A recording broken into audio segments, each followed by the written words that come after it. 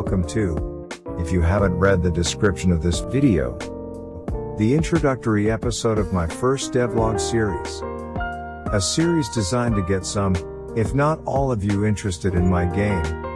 Or if none of that, a friendly reminder to never make a video again.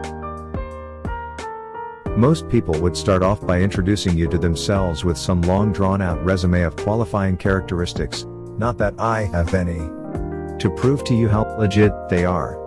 But who cares about that? This isn't an interview, it's a devlog.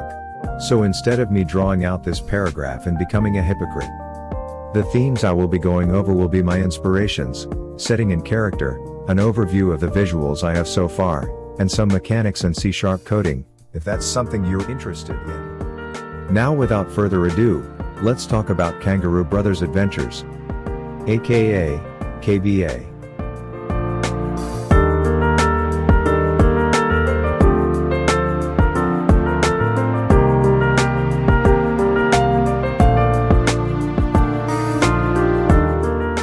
KBA will be in homage to mostly any famous Nintendo title, so it might contain elements such as the exploration and puzzle solving of Link to the Past, but with a bit more emphasis on the puzzles. An expansive world filled with lore similar in scale to Secret of Mana / Seiken Densetsu 2, or just about any Final Fantasy game, and countless amounts of references about other games. I'll also be taking some visual inspiration from Earthbound and Illusion of Gaia. Not to mention some comedic inspirations from Psychonauts and Bad Fur Day, and other pop culture references that hopefully won't get lost in translation.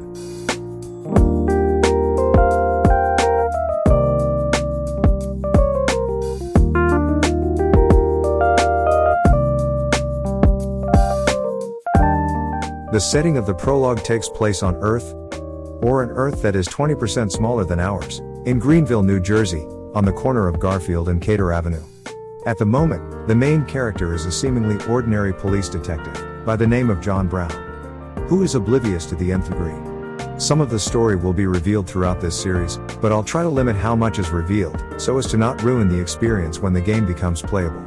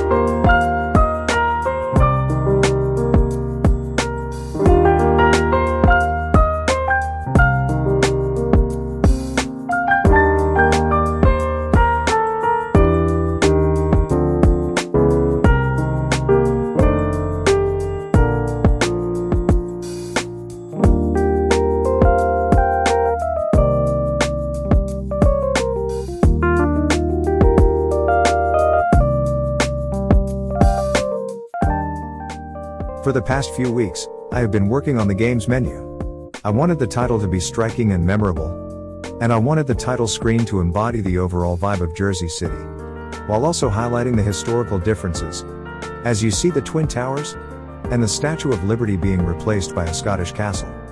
I haven't set up the options menu, but if I select the exit button the game window will close.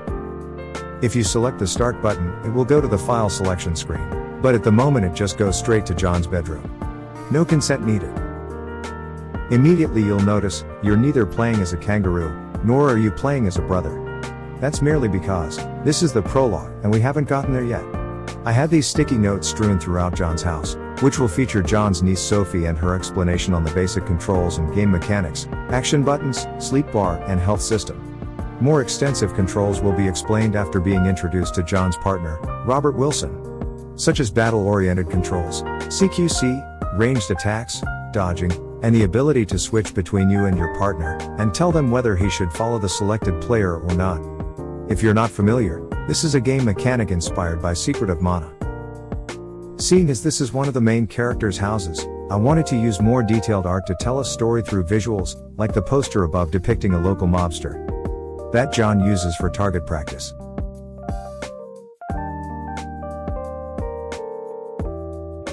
Next you see the bathroom, which will be a save station inspired by Super Metroid, and will be a reoccurring system throughout the game, in the form of outhouses.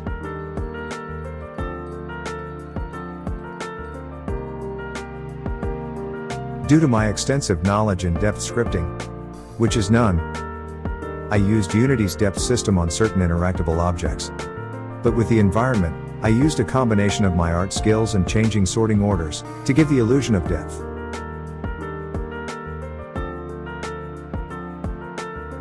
In the living room, you see John's dog who is currently paralyzed. Due to the fact that I'm redesigning his sprite, to match more cohesively with all the characters' lower res aesthetics.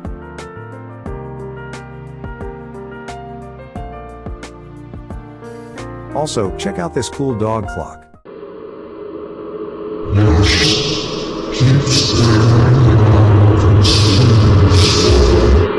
Wow. And he's friendly too.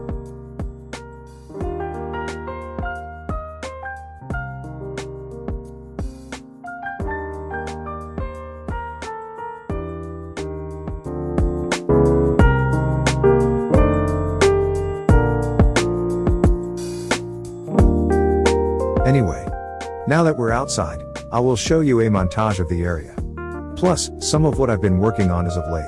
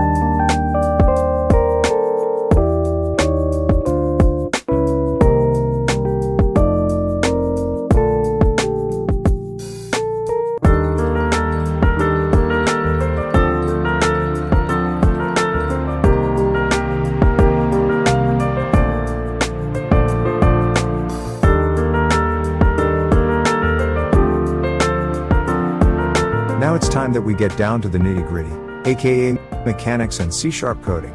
So first things first, I'd like to show how I got my pixel art to look so crisp, and how I got the camera to stop at the edge of the world. On the main menu, since the camera was stationary, all I had to do was make sure the orthographic size was set correctly, based on the aspect ratio of the screen. As you can see here.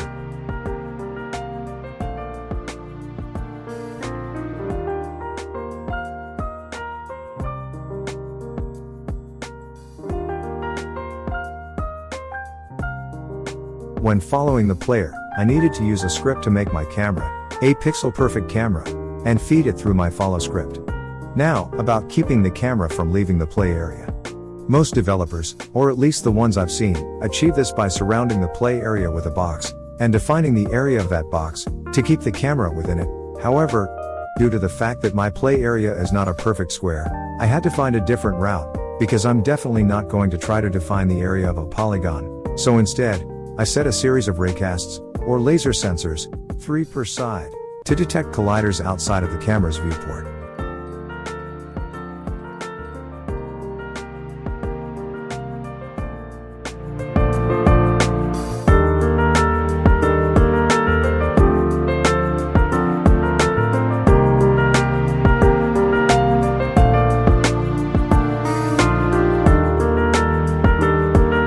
The next topic on the agenda is part of Lost Relic Game's method of animation, but in the example he provides, the method is used only on one object, the player.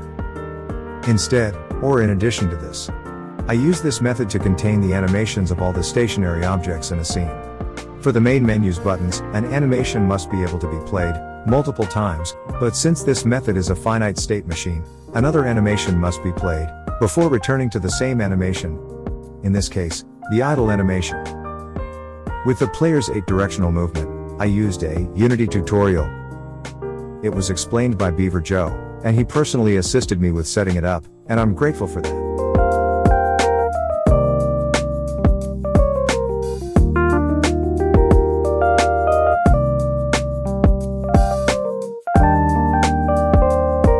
Last, but definitely not least, how I made the Switch script.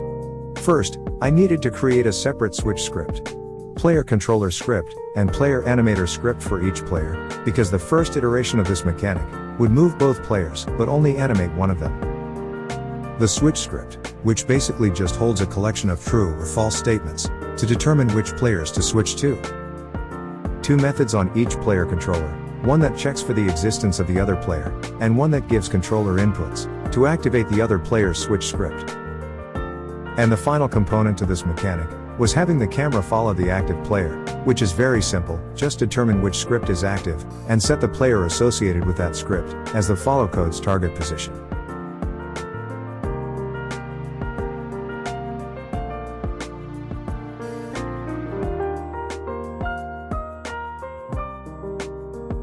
If you've noticed, I did not include an explanation about the sleep bar or the heart system. That's just because this video is running a little long, and I didn't think it was necessary. If you would like me to explain it, tell me in the comments and I might get to it on another video. Anyway, seeing as you've made it this far, you enjoyed this video, so subscribe, give me a like, and if you want to be up to date on my latest videos, hit that notification bell and/or follow me on Twitter and check out my art, or just indie developer projects and art I find interesting. See you later.